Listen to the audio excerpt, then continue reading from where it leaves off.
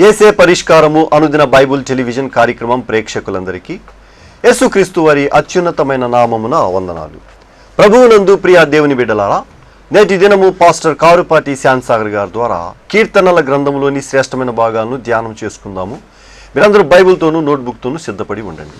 ఈ దినపు ఎపిసోడ్కు ఆర్థిక సహకారం అందిస్తున్న వారు లంకపేట వాస్తవ్యులు తొమ్మండ్రు సికామణి గారి మొదటి సంవత్సరం జ్ఞాపకార్థము, వారి భార్య ఎలీసమ్మ గారు, కుమారులు ధనరాజు, గంగారావు, రాజబాబు, కోడళ్ళు మేరీ, స్వర్ణలత, మమత, మంజుల కుమారి, కుమార్తెలు చావలి, ఆశాజ్యోతి, కన్యపోగు, జీవరత్న కుమారి, అల్లుళ్ళు వెంకటరాజు, అబ్రహాం మరియు మనవళ్ళు మనవరాళ్ళు సమర్పిస్తూ ఉన్నారు. మీరందరూ సిద్ధపడి ఉంటే పాస్టర్ కారుపాటి శాంతసాగర్ గారు ప్రార్థన చేసి ఈ దినపు వాక్య పరిచర్య చేస్తారు. ప్రభువునందు ప్రియమైన దేవుని బిడ్డలారా, దయచేసి తలలు వంచండి, ప్రార్థనలో ఏకీభవించండి. ఈ రాత్రి కాలపు వాక్య ధ్యానం ద్వారా ప్రభువు మనతో మాట్లాడినట్లుగా ప్రార్థన చేసుకుందాం. మమ్ములను మిక్కిలిగా ప్రేమిస్తూ ఉన్న మా ప్రియ తండ్రి, మీ పరిశుద్ధ ఘననామమునకు స్తోత్రాలు. ఈ రాత్రి కాలం మీ పాదముల చెంతకు వచ్చి మిమ్మల్ని స్తుతిస్తున్నాం, ఆరాధిస్తున్నాం, మిమ్మల్ని మహిమపరుస్తున్నాం. ప్రభువా, మా ప్రేక్షకులను దీవించండి.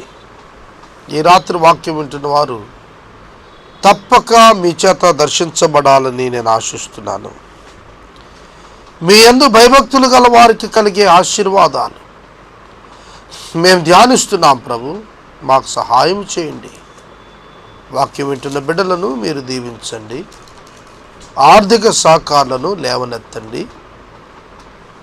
ప్రభువా, మీ ఆత్మచేత మీ కార్యాలను నూతనపరచండి. పరిష్కారం యొక్క ప్రతి కార్యక్రమమును సెల్ఫ్ సపోర్టెడ్ మినిస్ట్రీగా బిల్డ్ చేయండి. నజరేయుడైన యేసుక్రీస్తు వారి పేరిట అడుగుచున్నాము తండ్రి, ఆమేన్. ప్రభువునందు ప్రియమైన దేవుని బిడ్డలారా, దయచేసి మీ పరిశుద్ధ బైబిల్ గ్రంథాన్ని తెరిచి 112వ సంకీర్తన మీ ముందుంచుకోవాలని నేను మనవి చేస్తున్నాను. 112వ సంకీర్తన, ఇది 10 వచనములు కలిగిన సంకీర్తన. ఈ 10 వచనములలో దేవుని పట్ల భయభక్తులు గలవారు, దేవుడంటే భయము లేనివారు, భక్తి లేనివారు అనే 2 తెగలకు సంబంధించినటువంటి వివరణలు ఉన్నాయి. ప్రధానంగా మొదటి వచనము నుండి మనం గమనిస్తున్నప్పుడు 9 వచనాల వరకు major portion of the psalm, major portion of the psalm, ఈ ప్రత్యేకమైనటువంటి ఈ 9 వచనాలలోను, ఈ ప్రత్యేకమైన 9 వచనాలలోను భయభక్తులు కలిగినటువంటి వారు దీవించబడ్డ విధానం రాసింది.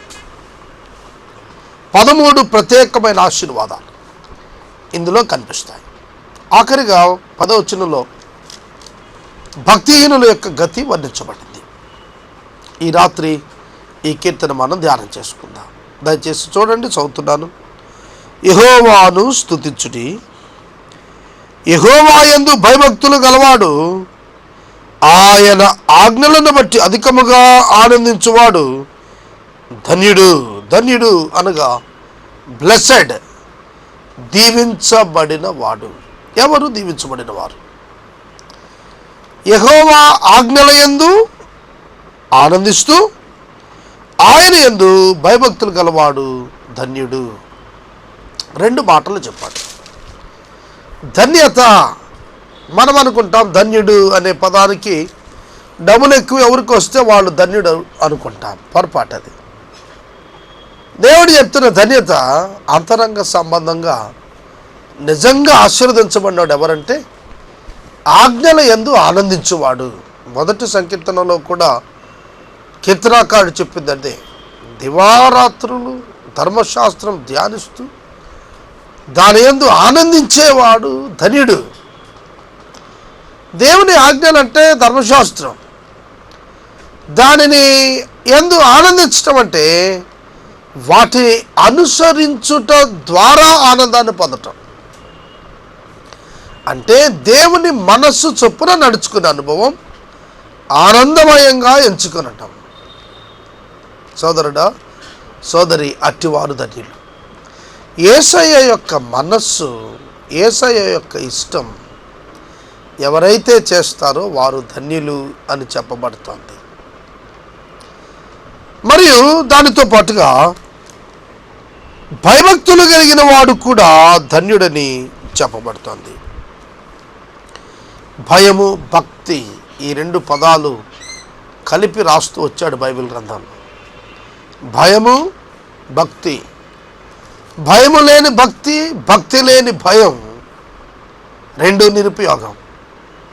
భయభక్తులు కలిగి ఉండటం ఉపయోగం.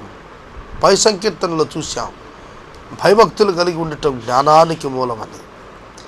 భయభక్తులు కలిగి ఉండటం తెలివితేటలకు ఆధారం. భయభక్తులు కలిగి ఉన్నవాడు దీవించబడతాడు. దేవుని యందు భయం ఉందా? మీకు భక్తి ఉందా? ఆయనంటే భయం దేనిని బట్టి? ఆయన పరిశుద్ధతను బట్టి.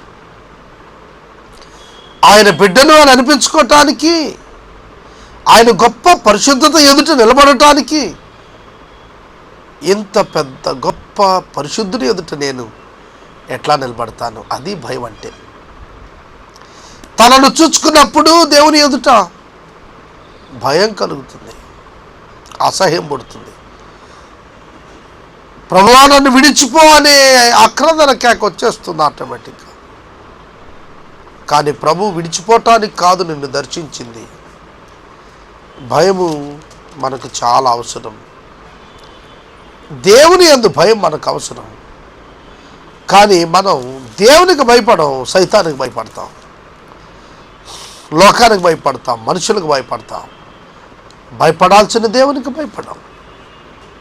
అనేక మంది జీవితాలు ఈ దినాల్లో ఈ విధంగానే ఉన్నాయి. 2వ వచనం, వారి సంతతి వారు భూమి మీద బలవంతులగుదురుగాక, యథార్థవంతుల వంశపు వారు దీవించబడుదురు. బలవంతులగుదురు, దీవించబడుదురు. ఇలా భయభక్తులు గలవారు, ఆజ్ఞలను అనుసరించువారు యథార్థవంతులు. వారు దేవుని యందు భయభక్తులు కలిగి ఆయన ఆజ్ఞలను అనుసరించేవారు యథార్థవంతులుగా ఉంటారు. వారి సంతానం 2 రకాల ఆశీర్వాదాలు. 1 బలవంతులు అవుతారు, 2 దీవించబడతారు. బలవంతులు అవుతారు. సమాజంలో చాలా బలవంతులు అవుతారు, సమాజంలో దీవించబడతారు. విశ్వాసులు దీవించబడినప్పుడు దేవునికి మహిమ కలుగుతుంది. విశ్వాసులు దీవించబడినప్పుడు, విశ్వాసులు బలవంతులైనప్పుడు ప్రభువు నామమునకు మహిమ వస్తుంది. కనుక మీ బిడ్డలు బలపరచబడాలంటే, బలవంతులు అవ్వాలంటే, దీవించబడాలంటే నీవు యథార్థత కలిగి జీవించాలి. నీవు యథార్థత కలిగి జీవించాలి. ఆజ్ఞల యందు ఆనందం కలిగి జీవించాలి. దేవుని పట్ల భయభక్తులు కలిగి జీవించాలి. అప్పుడే నీ బిడ్డలు వర్ధిల్లుతారు. చాలామంది అడుగుతారు, మా అబ్బాయి పైకి రావాలంటే ఏం చేయాలి? ఏ రెసిడెన్షియల్లో వెయ్యాలి? ఎక్కడ కోచింగ్ ఇప్పించాలి? ఈ ఆలోచిస్తారు.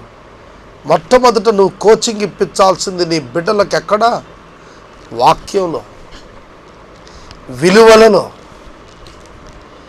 విద్యలో. తరువాత మొట్టమొదట ఒక వ్యక్తి అంతరంగంలో పరిశుద్ధమైన వ్యక్తిగా ఎదగాలి. అప్పుడే ఆ వ్యక్తి ఆలోచనలు చాలా బలమైనవిగా, నీతియుక్తమైనవిగా ఉంటాయి. నీతియుక్తమైన ఆలోచనలు, పరిశుద్ధమైన ఆలోచనలు, ఉన్నత ఉద్దేశాలతో కూడినటువంటి తీర్మానాలు ఆ బిడ్డల జీవితాల్లో వస్తాయండి. అట్లాంటి జీవితం నీకుందా? నాకుండాలని నేను కోరుకుంటున్నాను. నీవు కూడా కోరుకో, ప్రభు ఇస్తాడు. 4వ వచనం, 3వ వచనం, కలిమియు సంపదయు వాని ఇంట ఉండును. కలిమి ఆపోజిట్ వర్డ్ లేమి. కలిమి అంటేనే సమృద్ధి, సంపద, ఐశ్వర్యం. సమృద్ధితో కూడిన ఐశ్వర్యం వారి ఇంట ఉంటుంది. స్పిరిచువల్గా, ఆధ్యాత్మికంగా సమృద్ధి అయినటువంటి ఐశ్వర్యం. మంటి ఘటములు యందు మహిమైశ్వర్యం గలదు. వేసే పరిష్కారంలో ఖాళీగా ఉన్నప్పుడు కూర్చొని తెల్ల కాగితాలు ముందు పెట్టుకొని, పెన్ను పెట్టుకొని, విశ్వంలో ఉన్నత కార్యాలు ఏమున్నాయో ఆలోచిస్తూ సువార్తపక్షంగా వాటిని కావాలని ప్రణాళికలు గీస్తూ ప్రభు వైపు చూస్తూ ప్రార్థిస్తూ ఉంటే ఈ లోకంలో మనుషులకు వెర్రితనమే. కానీ దేవుని యొక్క నామమును నమ్ముకున్న మనకు అది అద్భుత దేవుని శక్తి, అద్భుత దేవుని శక్తి. ఏలియా ఆకాశము నుండి అగ్నిని కుమ్మరించాడు. ఎట్లా? దేవుని మహిమార్థం. షడ్రక, మేషక్, అబేద్నెగోలు అగ్ని చల్లార్చారు. ఎట్లా? దేవుని మహిమార్థం. దావీదు బాలుడై ఉండి చాలా బలమైనటువంటి శత్రువును జయించాడు. ఎలా? దేవుని మహిమార్థం. దేవుడు సమృద్ధి అయిన ఆధ్యాత్మిక సమృద్ధి అయినటువంటి ఆధ్యాత్మిక కృప, ఐశ్వర్యం, విశ్వాసమును అట్టి దైవ బిడ్డల యొక్క జీవితాల్లో ఉంచుతాడు. దావీదు జీవితాన్ని చూడండి. దావీదు మొదట జంతు బలాన్ని జయించాడు, తర్వాత మానవ బలాన్ని జయించాడు గొలియాతును జయించినప్పుడు. తర్వాత రాజ్యాధికారాన్ని జయించాడు, సౌలును జయించాడు. తర్వాత కుయుక్తిని జయించాడు, అబ్షాలోమును జయించాడు. కారణం ఏమిటంటారు? దేవుని యందు భయభక్తులు కలిగి ఉండటమే. దేవుని యందు భయభక్తులు కలిగి ఉన్నాడు. దావీదు తండ్రి యెషయా దేవుని యందు భయభక్తులు కలిగి ఉన్నాడు. దావీదు ఇంట కలిమి, సమృద్ధి, సంపద వచ్చాయి. దావీదు కుమారుడైనటువంటి సొలొమోను ఇంట బంగారము చాలా విస్తారముగా ఉంటే వెండి, ఇత్తడి కొలతలేనంతగా పడింది. సమృద్ధి దేవుడిచ్చేటువంటిది. ఒక దైవ సేవకుడు మాట్లాడుతూ, మా పితరులు ఎంతో కష్టపడి సేవ చేస్తే ఇప్పుడు మా పిల్లలు విస్తారముగా దీవించబడ్డారు అన్నాడు. ఒకప్పుడు భోజనం లేకుండా, కాళ్ళకు చెప్పులు లేకుండా, సైకిల్ లేని పరిస్థితిలో గ్రామాలు గ్రామాలు తిరుగులాడుతూ సువార్త ప్రకటించిన వారి మనుమల తరం ఈ దినాన విమానాల్లో తిరుగుతున్నారు. కలిమి, సంపద వారి ఇంట ఉంటాయి. వారి నీతి నిత్యము నిలుస్తుంది. ఐదవ అద్భుత ఆశీర్వాదం, యథార్థవంతులకు చీకటిలో వెలుగుబడుతుంది. యథార్థవంతులుగా మీరుంటే చీకటిలో వెలుగుబడుతుంది. చీకటికి భయపడక్కరలేదు, వెలుగు వస్తుంది. చీకటికి భయపడాల్సిన పని లేదు. సోదరుడా, సోదరి, దేవుని యొక్క వాక్యం మనకు జ్ఞాపకం చేస్తున్నటువంటి ఆశ్చర్యకరమైన మాట, యథార్థవంతులకు చీకటిలో వెలుగు కలుగును. నీ జీవితంలో నీవు నేర్చుకోవాలి. అపవాది నీకు చీకటి కలుగు చేయ ప్రయత్నిస్తాడు. దేవుడు అదే చీకటిలో, కన్ఫ్యూజన్ స్టేజ్లో దేవుడే నీకు వెలుగు కలిగిస్తాడు. ఆ వెలుగు సమస్తాన్ని తేటపరుస్తుంది. ఛాయారూపకంగా ఉండేటువంటి స్థితి వాస్తవ రూపం బయలుపడినట్లుగా ఉంటుంది. వారు కటాక్షమును, వాత్సల్యతయు, నీతియు గలవారు, దయాళును, అప్పిచ్చువారును భాగ్యవంతులు. న్యాయ విమర్శలో వారి వ్యాజ్యము గెలుచును. అప్పిచ్చిన వారు భాగ్యవంతులు, న్యాయ విమర్శలో వారి వ్యాజ్యము గెలుచును. ఈ దినాల్లో చాలామంది అప్పు తీసుకొని ఎగ్గొడుతున్నారు. కోర్టుకు వెళ్తే అప్పిచ్చిన వారు ఓడిపోతున్నారు, అప్పు పుచ్చుకున్న వారు సరైన పత్రాలు లేవనో ఏదో విధంగా గెలుస్తున్నారు. కాబట్టి అప్పిచ్చిన వారే పాడైపోతున్నట్టు కనిపిస్తోంది ఈ లోకంలో చూస్తే. కొన్ని సందర్భాల్లో, అన్నీ కాకపోవచ్చు. కానీ దేవుని ఎదుట అప్పిచ్చువారు దయాళులు, వారి వ్యాజ్యం గెలుస్తుంది. దేవుని ఎదుట వారి ప్రార్థన ఆలకించబడుతుంది. వారు విడువబడరు, వారు బాగు చేయబడతారు, వారు ఆశీర్వదించబడతారు, వారు వృద్ధిలోకి వస్తారు. వారు ఇచ్చారు, ఇచ్చిన వారు ఆశీర్వదించబడ్డారు, ఇచ్చిన వారు ఆశీర్వదించబడ్డారు. మనుషులు యుక్తితో మోసం చేయొచ్చు, కానీ దేవుడు కృపతో సాయం చేస్తాడు. అట్టివారు ఎన్నడూ కదల్చబడరు, నీతిమంతులు నిత్యము జ్ఞాపకములో ఉందురు. నీతిమంతులు ఎన్నడూ కూడా జ్ఞాపకములోనే ఉంటారు, వారు మరువబడరు. నీతిమంతుని జ్ఞాపకం చేసుకున్నట్టు ఆశీర్వాదకరం. సామెతల గ్రంథం 10వ అధ్యాయం 7వ వచనంలో చెప్తున్నాడు. నీతిమంతులు మరువబడరు, జ్ఞాపకములో ఉంటారు. ఎందుకని? వారి ప్రభువు వారి జీవితాలను అట్లా ఆశీర్వదిస్తున్నారు. ఎప్పటి అబ్రహాము, ఎప్పటి ఇస్సాకు, ఎప్పటి యాకోబు, దావీదు, ఇప్పుడు మనం తలుసుకుంటున్నాం. వేలు సంవత్సరాల అనంతరం నీతిమంతులు జ్ఞాపకానికి తేబడతారండి. సోదరుడా, సోదరి, అలాంటి జీవితాలు మాకు ఉంటే బాగుండు అనే స్ఫూర్తి విశ్వాసులలో రావటానికి కలిగిన కారణం వారి జీవితాల్లో దేవుడు చేసిన కార్యాలే. వాడి హృదయము యెహోవాను ఆశ్రయించి స్థిరముగా ఉంటుంది. వాడు దుర్వార్తకు జడియడు, వాడు దుర్వార్తకు జడియడు. బా, ఎంత గొప్ప మాట! దేవుని యందు భయభక్తులు గలవాడు చెడ్డ వార్త వినపడితే కూలి కురింగి నశించి కృషించి పాడైపోడు, స్థిరంగా నిలబడతాడు, స్థిరంగా నిలబడతాడు. ప్రియమైన దేవుని బిడ్డలారా, ఏమిటి నువ్వు నష్టపోయేది? ఏం తీసుకొచ్చావని ఏం నష్టపోతావు? ఏం తీసుకుపోతావని ఏం వదిలేస్తున్నట్టుగా బాధపడాలి? కనుక దుర్వార్తకు జడియకండి, దుర్వార్తకు జడియకండి. దుర్వార్తలు వస్తాయి, భయపడకండి. ఎందుకంటే దాని ప్రభావం నిన్నేమీ చేయలేదు. ఎవరికో ఏదో జరిగింది అని నీకు చెడ్డ వార్త వస్తే అది నీ జీవితాన్ని ఏం చేయలేదు. దేవుని కృప నీ వెన్నంటుంది. దేవుని తీర్పులు ఆయనకు విరోధముగా పనిచేసిన వారిపై వెలువడతాయి. అట్టి వార్తలను చూచి నువ్వు భయపడవు అని వాక్యం చెప్తోంది. వారి మనసు స్థిరంగా ఉంటుంది. తన శత్రువుల విషయమై తన కోరిక నెరవేరు వరకు వాడు భయపడడు. ఈ అనుభవం కావాలండి. తన శత్రువుల విషయమై తను కోరుకున్నది నెరవేరే వరకు భయపడద్దు, భయపడకండి. ఈ మాటలు భక్తుడైన దావీదు రాస్తున్నాడు. ఎందుకంటే తన స్వీయ అనుభవం, తన యొక్క స్వీయ అనుభవం ఏమిటంటే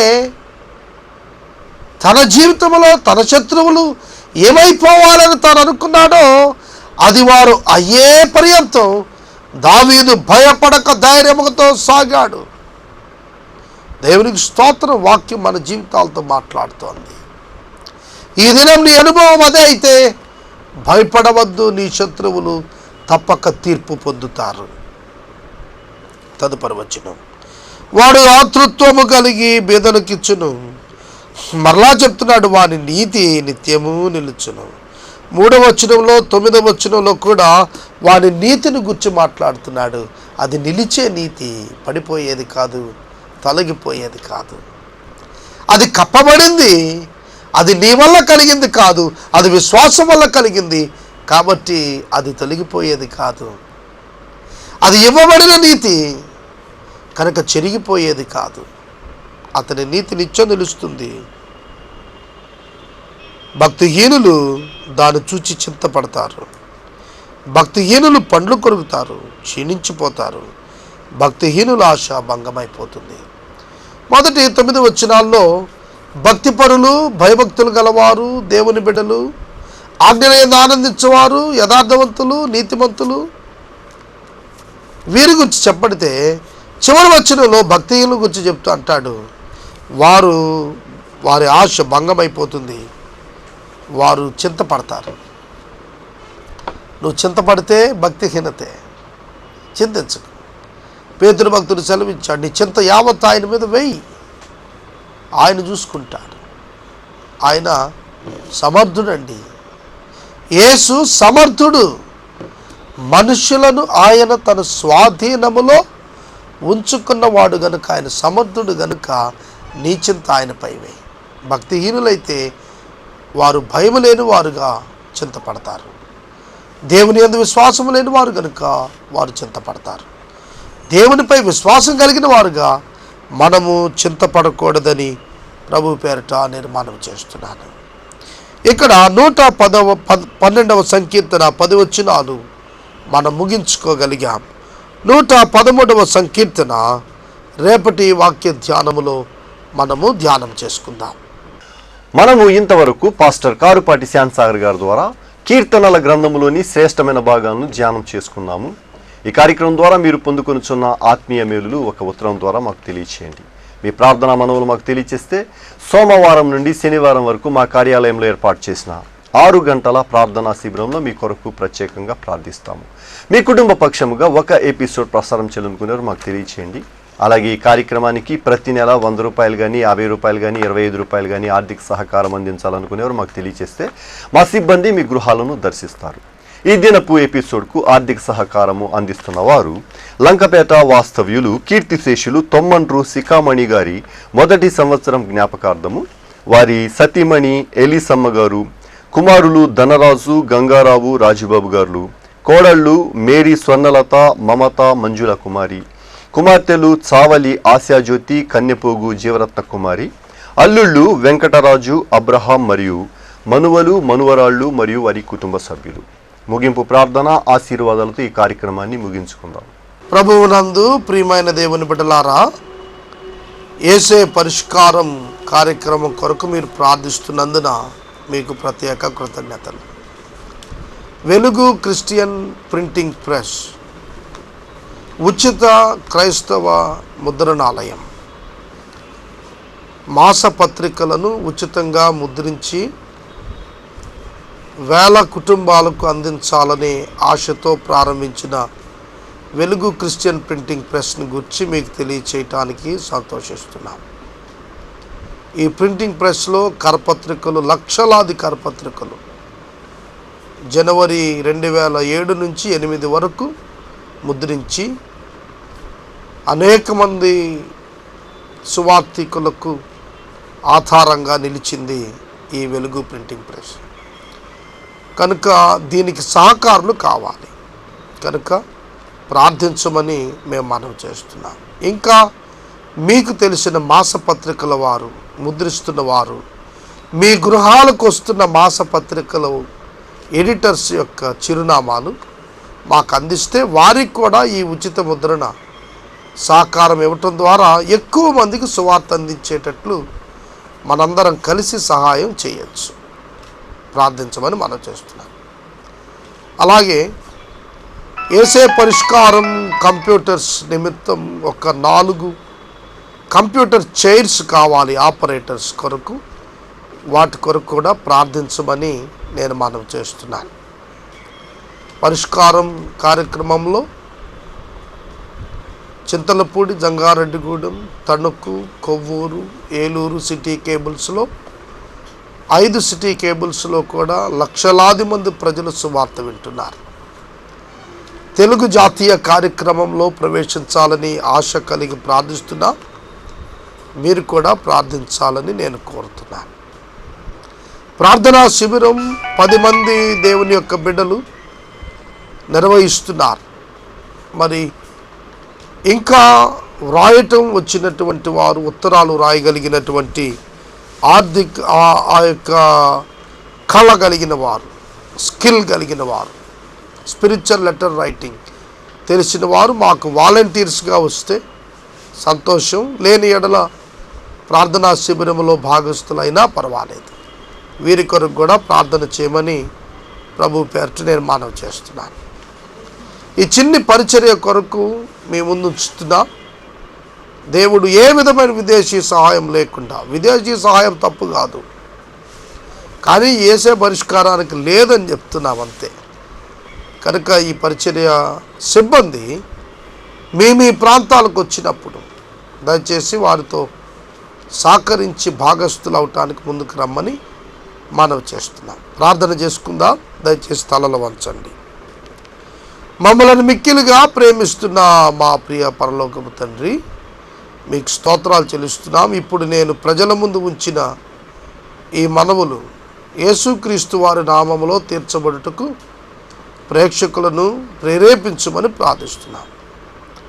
ప్రభు, ఈ రాత్రి ప్రత్యేకంగా మా ప్రేక్షకులలో అనారోగ్యంతో ఉన్న బిడ్డలను ముట్టండి, బాగు చేయండి. ప్రభు, స్వస్థత ఇవ్వండి. ఆర్థిక ఇబ్బందులు పడుతున్న వారికి సహాయం చేయండి. మీ కృపలో యేసే పరిష్కారాన్ని కూడా ఒకసారి జ్ఞాపకం చేసుకోండి. ఎపిసోడ్ స్పాన్సర్స్ కావాలి ప్రభు, పంపించండి. రెగ్యులర్ స్పాన్సర్స్ కావాలి, సహాయం చేయండి. ప్రతి వింగ్ సెల్ఫ్ సపోర్ట్ కావాలి, ద్వారాలు తెరవండి ప్రభువా. మీ చేతికి బిడ్డలను అప్పగించుకుంటున్నా. మమ్మలను దృష్టించి దర్శించండి. 113వ సంకీర్తన ప్రభు మాకు ఆశీర్వాదకరంగా ఉండేటట్లుగా మాకు ఆశీర్వాదం ఇవ్వండి. యేసు ప్రభు పేరిట అడిగి వేడుకొంచున్నాం తండ్రి, ఆమేన్. మన తండ్రి అయిన దేవుని ప్రేమ, కుమారుడైన యేసయ్య కృప, పరిశుద్ధాత్మ దేవుని యొక్క అన్యోన్య సహవాసం సదాకాలం మనకందరికీ తోడే ఉండును గాక.